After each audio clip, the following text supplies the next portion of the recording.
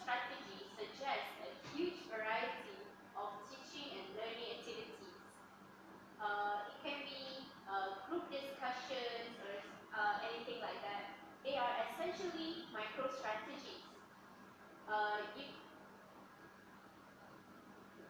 It must take learners from motivational instruction to a topic through learners' mastery of objectives.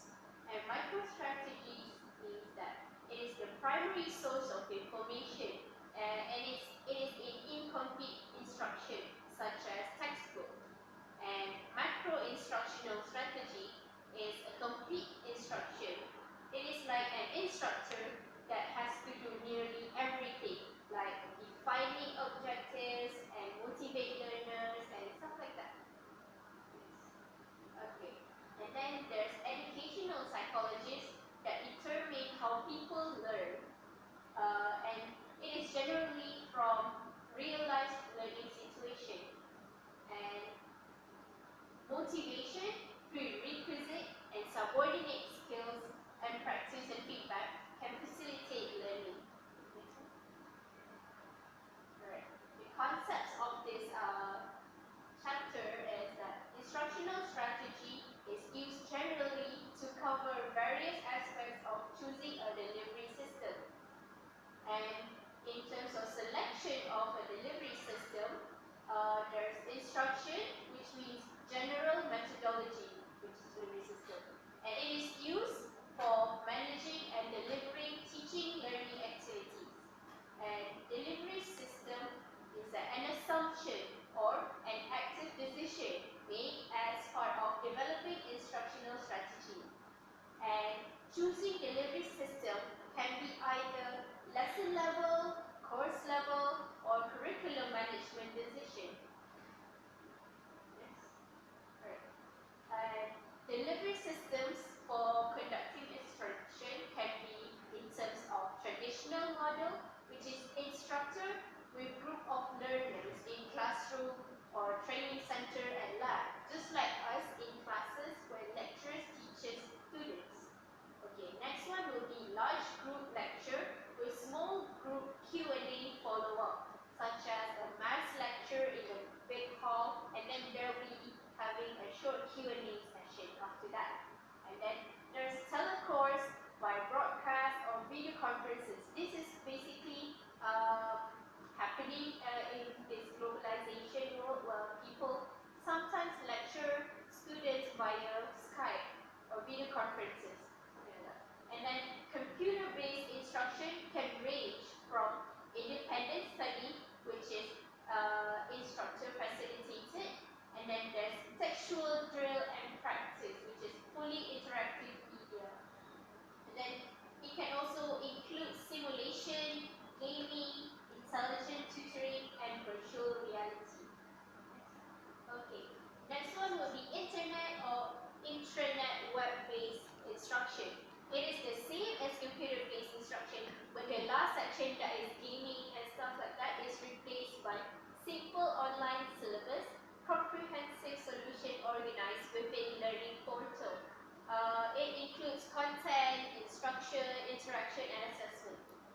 It's something like us having student portals where people can put what they think about something in the forum, and the lecturers can put their lectures online where people can just check it out there.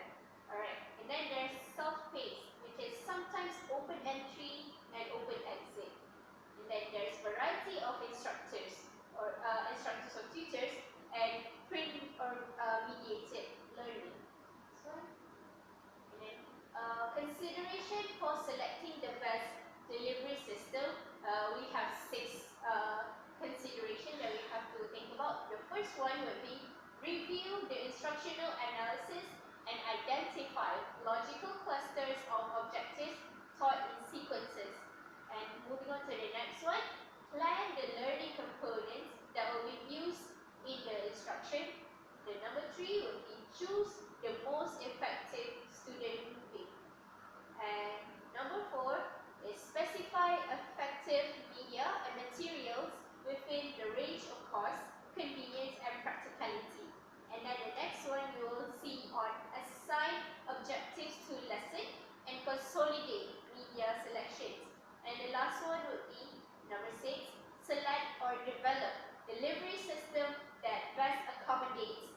decisions made in step 1 through step 5. Okay, content sequencing and clustering. Content sequence is the act of identifying teaching sequence and manageable groupings of content. And while clustering instruction is in terms of size of clusters of material you will provide in your instruction. This can be included, the size can be included in like such as age level of learners, complexity of material, type of learning take place, and whether activity can be very maybe focusing attention, and last one will be time, the amount of time required to include all events in instructional strategy for each clusters of content presented. So, this one is the map, the developing an instructional strategy map. You might not see it, but it's okay. It's in the textbook. Okay, next one. Alright, which goes to learning components of instructional strategies.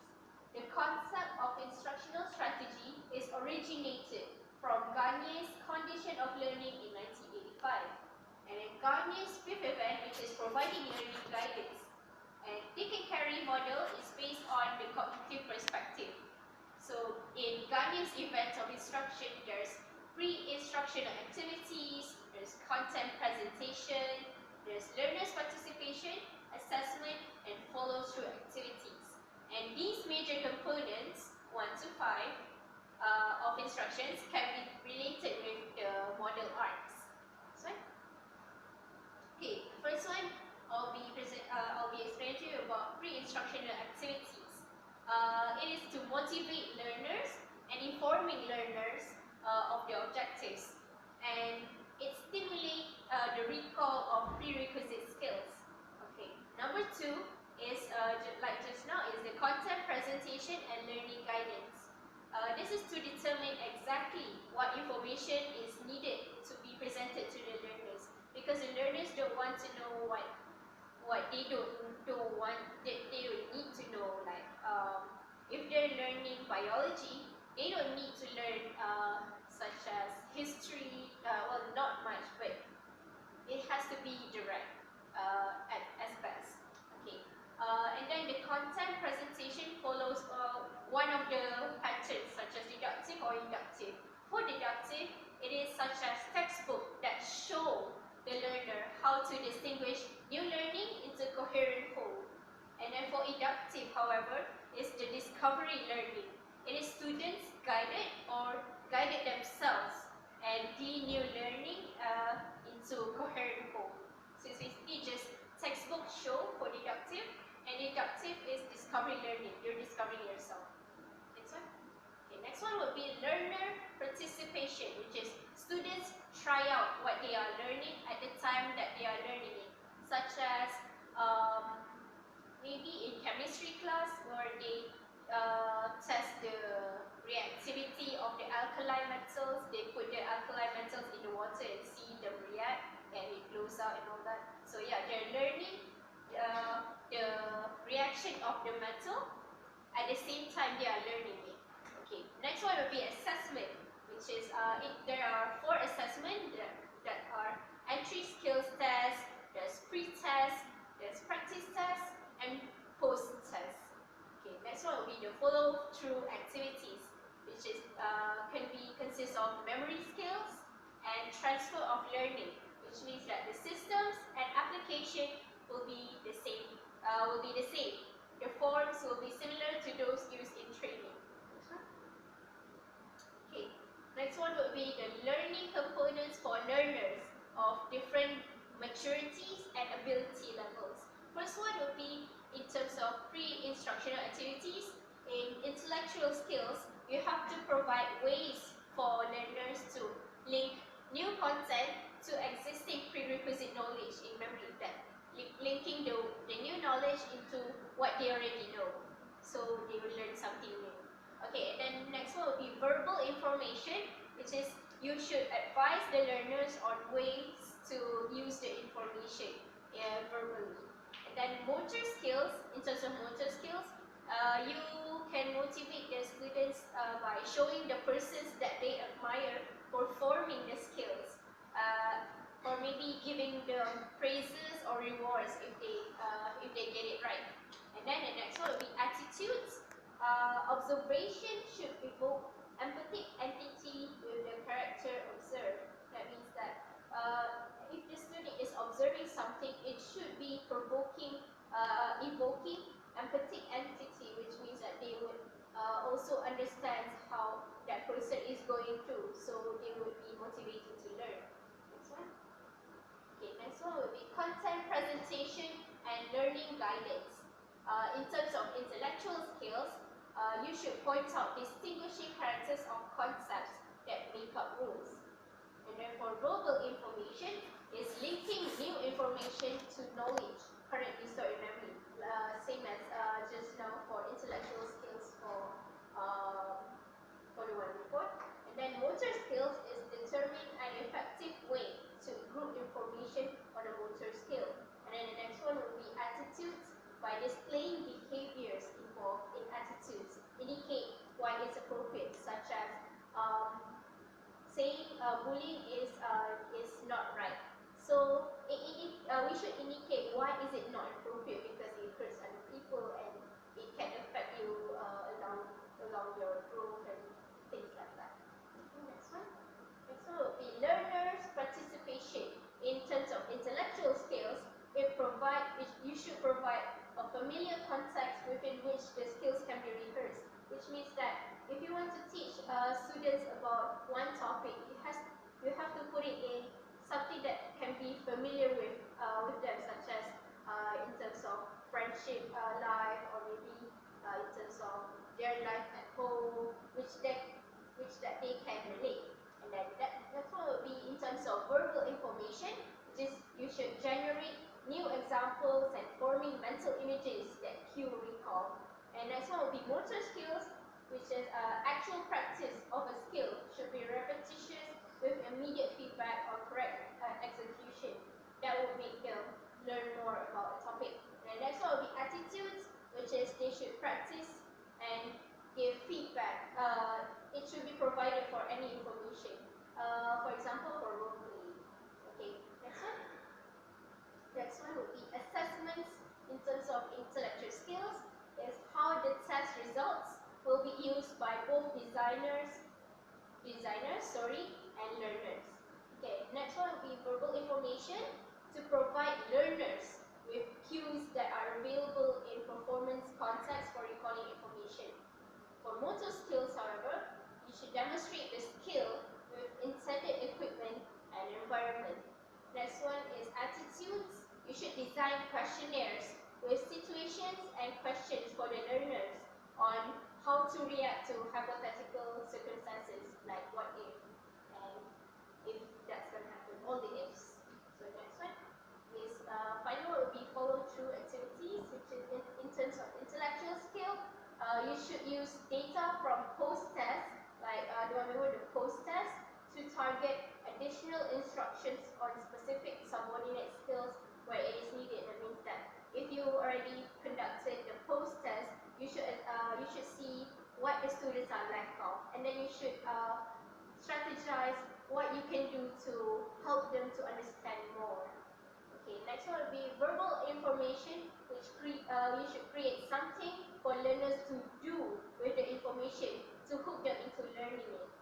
Okay, next one is motor skills. You should encourage the learners to continue rehearsal following the instruction.